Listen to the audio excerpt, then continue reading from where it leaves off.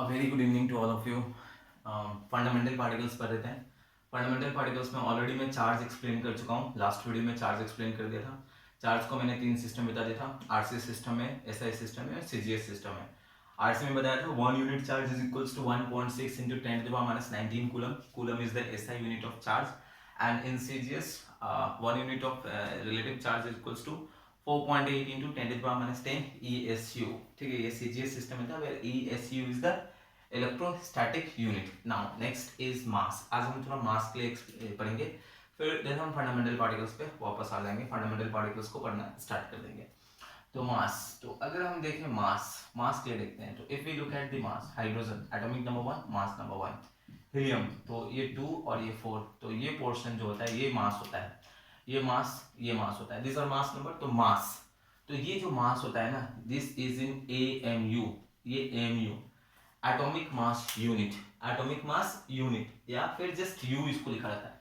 ये जैसे लिखा एटॉमिक मास, जैसे हीलियम, हीलियम के लिए जो मास लिखा हुआ है दैट इज 4 AMU होता है, या फिर 4U, जस्ट U लिखा जाता है। AMU लिख सकते हैं, just we can write U unified mass, या फिर just AMU atomic mass unit. 1 AMU जो होता है, ये जो मास नंबर्स होते हैं these are in AMU system, ये AMU यूनिट में होता है, या फिर उसको शॉर्टकट में सिर्फ U भी लिख सकते हैं, AMU। This is atomic mass unit. अब ये मास यूनिट है तो इसको किलोग्राम में कन्वर्ट करेंगे। तो 1 AMU जो होता है, 1 AMU in terms of kilogram, अगर if we look at 1 AMU in terms of kilogram, तो it is equals to 1.66 into 10 to the power minus 27 kilogram होता है। It is equals to 1 AMU। 1 AMU का मास जो होता है 1.66 into 10 to the power minus 27, almost इतना ही होता है, 1.667, we can just take 1.66 into 10 to the power minus 27 kilogram. Suppose इसको ग्राम में चेंज करना है, तो 1 किलोग्राम इक्वल्स टू, हमें पता है 1000 ग्राम होता है, जिसको हम ऐसे लिख सकते हैं 10 to the power 3 ग्राम। तो अब इस किलोग्राम को इतना से मल्टीप्लाई कर देंगे, तो 1 AMU equals to 1.66 into 10 to the power minus 27 into 10 to the power 3, ऐसे मल्टीप्लाई कर देंगे दिस इन ग्राम। तो 20 टू माइनस 27 और ये 3 है प्लस 3 है, तो दोनों हम सब्ट्रैक्ट, वो सब्ट्रैक्ट हो जाएगा और हमारा साइन होगा जो बिगर वैल्यू का साइन है, तो ये पोर्शन आएगा -24 ग्राम। तो दिस इज, ये दो डाटा को याद रखेंगे, ये पोर्शन ओके। तो अब आते हैं टॉपिक पे। तो जैसे ये हाइड्रोजन हीलियम है, ठीक है, तो हाइड्रोजन एटम हीलियम एटम का what is the mass in kilogram. तो ऐसा जैसा हीलियम एटम देखें, इसका atomic number 2, atomic mass is 4, atomic mass इसका 4 है। तो सपोज इसका मास पूछेगा इन किलोग्राम, तो इसका एटॉमिक मास तो 4 है, तो ये एटॉमिक मास इज 4 AMU। अगर कोई पूछेगा इन टर्म्स ऑफ किलोग्राम कितना है, तो 1 AMU इक्वल्स टू इतना होता है 1.66 into 10 to the power minus 27 kilogram. तो 4 AMU है, तो इसको 4 into 1.66 into 10 to the power minus 27 kilogram हो जाएगा। बस सिंपल सा चीज।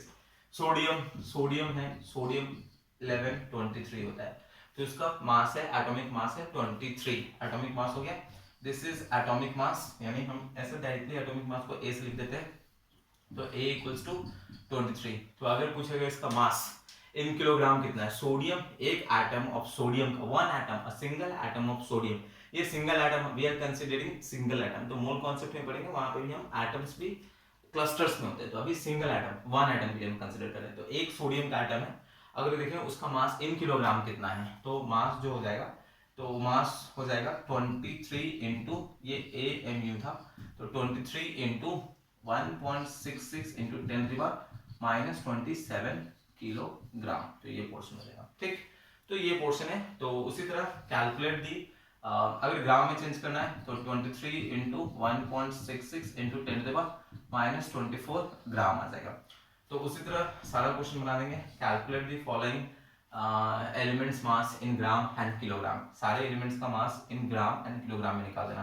पोटासियम हो गया, सोडियम हो गया, कैल्शियम हो गया, आयरन हो गया, ठीक, कार्बन हो गया, क्लोरीन हो गया, फ्लोरीन हो गया, नियोन हो गया। तो इन सारे एलिमेंट्स को निकाल के थोड़ा रिवीजन कर लेना, ये पोर्शन हो गया। तो दिस इज कंप्लीटेड, ये पोर्शन कंप्लीट। देन आते हैं मास, समझ गए हो, और चार्ज समझ गए हो, then we can go for ये सब चीज नोट कर लेना, ये सारा पोर्शन जो मैंने रब कर दिया, थोड़ा वीडियो को पीछे बैक ले जाके इसको सारी चीज को लिख लेना। दिस इज ऑल अबाउट मास।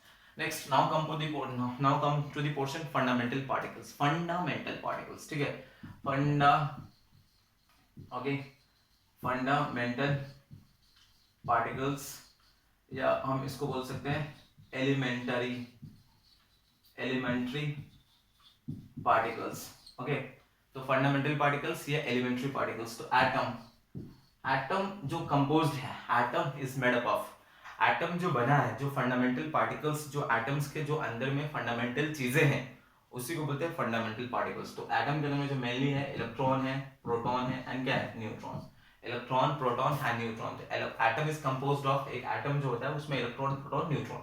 इसके अलावा, ठीक है, in addition with this particles, atoms के अंदर में और भी बहुत सारे पार्टिकल्स होते हैं, न्यूट्रिनो होते हैं, एंटी न्यूट्रिनो होते हैं, ठीक है, अलग अलग पार्टिकल्स होते हैं, बट वो मेसॉन, नेसॉन ऐसे करके, बट वो सब हमारे लिए भी इंपॉर्टेंट बिल्कुल भी नहीं है। हमारे लिए बस इतना ही इंपॉर्टेंट है इलेक्ट्रॉन, प्रोटॉन एंड न्यूट्रॉन। तो हम इन्हें फोकस करना है और इस पे बड़े इलेक्ट्रॉन, प्रोटॉन, न्यूट्रॉन। तो अगर कोई पूछे what are the fundamental particles या एलिमेंट्री पार्टिकल्स, तो हम बोलेंगे दीज आर, तीन होते हैं, इलेक्ट्रॉन होता है, प्रोटॉन होता है एंड न्यूट्रॉन होता है। तो अब हमें इसको डिटेल में पढ़ना है, इलेक्ट्रॉन को पढ़ना है, प्रोटॉन को पढ़ना है, न्यूट्रॉन को पढ़ना है। तो उससे पहले हम चार्ज को पढ़ चुके हैं, क्योंकि ये चार्ज वर्ड समझ में आना है, पढ़ना होगा। फिर मास को भी हम पढ़ चुके हैं, तो मास वास भी यहाँ पे इंपॉर्टेंट है। तो अभी थोड़ा समझेंगे, एक चीज और समझ लेंगे। एटम, जैसे पहले समझते हो, एटम का जो कॉन्सेप्ट है वो सोलर सिस्टम से थोड़ा बहुत है। तो एटम के सेंटर में, जैसे सोलर सिस्टम के सेंटर में सन होता है, उसी तरह एटम के सेंटर में प्रोटॉन प्लस न्यूट्रॉन ऐसे होता है, और ये ऑर्बिट्स होते हैं, ऑर्बिट्स पे इलेक्ट्रॉन रिवॉल्व करते हैं, जैसे अराउंड दी सोलर सिस्टम में प्लैनेट्स रिवॉल्व करते हैं अपने ऑर्बिट्स पे, तो उसी तरह इलेक्ट्रॉन्स ऐसे रिवॉल्व करते हैं। तो दीज आर इलेक्ट्रॉन्स। इस पोर्शन को, जो मिडिल में पोर्शन है प्रोटॉन प्लस न्यूट्रॉन, इस पोर्शन जहाँ पे होता है इसको न्यूक्लियस बोलते हैं। This is nucleus, these are orbits, orbits है। और ये जो है ये सब हमारा क्या है, और ये sorry, this portion is orbits, और ये जो है ये सब हमारे इलेक्ट्रॉन्स हैं। तो ये सब बेसिक चीजें, ये सब पता होगा, ये इलेक्ट्रॉन, इलेक्ट्रॉन, इलेक्ट्रॉन, ये सब पता है। तो proton plus neutron is known as nucleus, और दोनों को कंबाइन करके न्यूक्लियॉन्स बोलते हैं, ठीक है, न्यूक्लियॉन्स, प्रोटॉन प्लस न्यूट्रॉन को जहाँ पे होता है उस पोर्शन को बोलते हैं न्यूक्लियस, सेंटर को, एंड प्रोटॉन एंड न्यूट्रॉन्स को कंबाइन करके न्यूक्लियॉन्स बोलते हैं, it is called as nucleons. तो ये पोर्शन है। तो हम अब इलेक्ट्रॉन से स्टार्ट करेंगे, इलेक्ट्रॉन, प्रोटॉन, न्यूट्रॉन, एक एक करके पार्टिकल्स पढ़ेंगे। तो हमें तीन चीजें पढ़ना होता है, इलेक्ट्रॉन का चार्ज पढ़ना होता है, मास पढ़ना होता है, सिंबल पढ़ना होता है। उसी तरह फिर प्रोटॉन का चार्ज पढ़ेंगे, पहले सिंबल पढ़ लेंगे, फिर चार्ज पढ़ेंगे, फिर मास। फिर उसी तरह न्यूट्रॉन का सिंबल पढ़ेंगे, फिर चार्ज पढ़ेंगे, फिर मास पढ़ेंगे। तो एक एक पार्टिकल्स करके हम उसको स्टडी करेंगे, उसका सिंबल पढ़ेंगे, चार्ज पढ़ेंगे, उसका मास पढ़ेंगे। ओके, तो इलेक्ट्रॉन जो है ये सब नोट कर लेना। इलेक्ट्रॉन, तो electron basically it is represented by three symbols. Electron के लिए जो सिंबल्स होते हैं वो तीन सिंबल्स रिप्रेजेंटेशन होते हैं। एक चीज पहले समझ लेंगे और चीज एक नोट करके लिख लेंगे। क्या है कि अगर हम देखते हैं इन terms of particles and in terms of element का जरा देखते हैं, और पार्टिकल के लिए रिप्रेजेंटेशन देखते हैं, particles representation and elements. Element है, सपोज एक एलिमेंट है एक्स, एक एलिमेंट एक्स है, तो ये पोर्शन एंड ये पोर्शन डिफाइंड है, और एक पार्टिकल है एक्स, ये पार्टिकल है स्मॉल लेटर से रिप्रेजेंट, क्योंकि पार्टिकल्स इलेक्ट्रॉन, न्यूट्रॉन ये सब स्मॉल लेटर से रिप्रेजेंटेड होते हैं, ठीक है। तो अभी देखो यहाँ पे जरा देखो, सपोज ये एक्स लेटर, तो इसके लिए भी तीन पोजीशन होते हैं, दीज आर थ्री पोजीशन, यहाँ पे भी तीन पोजीशन, यहाँ पे भी एलिमेंट्स के लिए भी तीन पोजीशन होते हैं। ये पोजीशन हमें पता है, this is for atomic number, Z से रिप्रेजेंट करते हैं, this is for atomic mass, capital A से रिप्रेजेंट करते हैं, और ये पोर्शन होता है चार्ज, ये चार्ज होता है, ठीक है। अब पार्टिकल में ये पोर्शन जो होता है, this portion is for charge, नीचे वाला ऐसा एटॉमिक नंबर नहीं, ये चार्ज, पार्टिकल का तो एटॉमिक नंबर ऐसा कुछ नहीं होता है, दिस इज चार्ज, ये पोर्शन भी चार्ज होता है, दिस इज ऑल्सो चार्ज, और ये जो पोर्शन होता है this is for mass of the particle. And जो मास ऑफ द पार्टिकल होगा, जैसे ये mass of the particle in AMU system में होता है, एएमयू, तो ये जो मास ऑफ द पार्टिकल होगा this will be also in AMU system, उसको किलोग्राम में हम कन्वर्ट कर सकते हैं। We know that 1 AMU equals to 1.66 into 10 to the power minus 27 kilogram. तो ये याद रखेंगे फॉर एलिमेंट। फॉर एग्जांपल जैसा देखते हैं सोडियम है, सोडियम यहाँ पे 1123 है, जैसे इलेक्ट्रॉन है यहाँ -1 होगा, ऐसा पोर्शन -1 इलेक्ट्रॉन का रिप्रेजेंटेशन, ऐसा तीन रिप्रेजेंटेशन होता है, -e लिख सकते हैं, ऐसे लिख सकते हैं, या फिर e टू द पावर -1, ये देखो यहाँ पे चार्ज इक्वल्स टू -1 है, ये रिप्रेजेंटेशन, और एक रिप्रेजेंटेशन होता है -1 0, ये पोर्शन। तो चार्ज इक्वल्स टू -1, देखो ये पोर्शन चार्ज है और ये ऊपर में मास 0 है, तो ये 0 मास, क्योंकि mass of electron is almost 0 होता है। तो वहां पे हम आते हैं, पहले इन दोनों को नोट करो और इन दोनों में बेसिक डिफरेंस समझो कि अगर एलिमेंट्स होंगे, एलिमेंट्स, एक एलिमेंट x है तो इसका ये पोजीशन लेफ्ट हैंड साइड में नीचे में पोजीशन होता है एटॉमिक नंबर, ऊपर में पोजीशन होता है mass number, and right hand side में ऊपर में पोजीशन होता है चार्ज।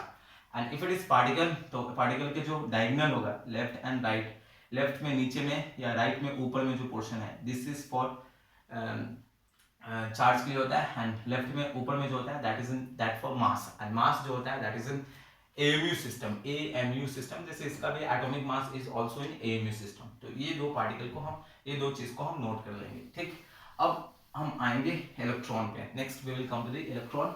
तो इलेक्ट्रॉन, प्रोटॉन, न्यूट्रॉन हम नेक्स्ट वीडियो से स्टार्ट करते हैं। इस वीडियो में इतना ही, ये सब चीज नोट कर लेंगे अच्छे से, तो ये सब चीज पूरा अच्छे से याद पता होना चाहिए, तो जाके हम आगे कंटिन्यू कर पाएंगे, तो फिर आगे बढ़ेंगे तो कुछ भी प्रॉब्लम नहीं होगा। तो चार्ज समझ में आना चाहिए, चार्ज का डिफरेंट यूनिट समझ में आना चाहिए, रिलेशन क्या है वो समझ में आना चाहिए, मास समझ में आना चाहिए, मास का डिफरेंट रिलेशंस क्या है वो समझ में आना चाहिए, एमयू और किलोग्राम में क्या रिलेशन है, एमयू और ग्राम में क्या रिलेशन है, ये समझ में आना चाहिए। तो नेक्स्ट वीडियो में मिलते हैं, थैंक यू।